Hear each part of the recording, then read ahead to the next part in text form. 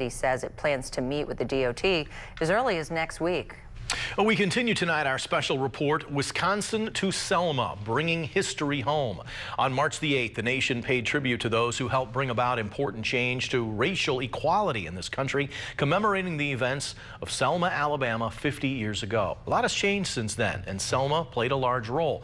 But where is Selma itself today in relation to the rest of the country? News 19's Jenna Rowe visited Selma for the Bloody Sunday anniversary and is here to introduce you to some of the people who live there today. Jenna? Scott, Selma, like the rest of the country, has come a long way, but many of the people living there today say they still have a long way to go.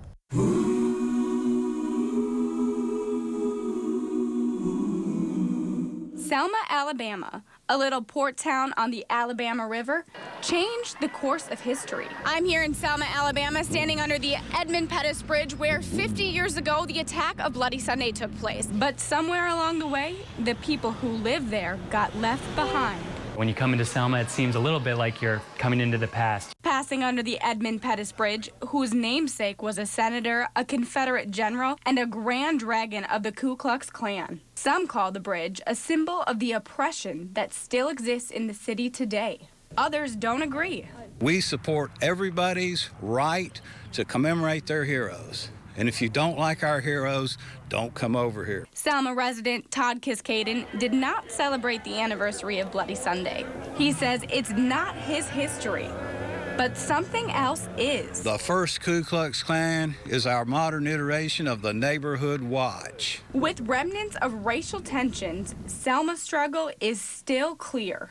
60% of the children in Selma live under the poverty line. That figure is 20% in La Crosse. The unemployment rate is double the national average at almost 14%, more than double La Crosse's unemployment rate. You've got a town that looks a little too much like Selma did 50 years ago. You've got a white community and a black community, and they do not mix together very often. Selma Public High School is 99% African American, while the private K-12 school, Morgan Academy, is almost entirely white. People just trying to make Selma look so good and stuff, but behind closed doors, it's really not. A lot of hatred between, like, still blacks and blacks kill each other and whites and white, or black and white. It's just like a lot of stuff like goes on for no reason. Just under 20,000 people live in Selma, yet the murder rate is 5 times the national average. We don't have the same depth of discrimination that we once had, but still we have not arrived. While the nation gathers to celebrate the accomplishments of 50 years ago, it seems Selma has yet to overcome. The people of Selma tell me they still have hope. Tomorrow you'll hear John Gainey's story, a Wisconsin man who picked up and moved to Selma to do his part in achieving Dr. King's dream. Scott? Thanks, Jenna. You can head to our website to hear more from the people who marched in Selma 50 years ago. We also have a slideshow of the events of what's become known as Bloody Sunday, the anniversary event commemorating that day.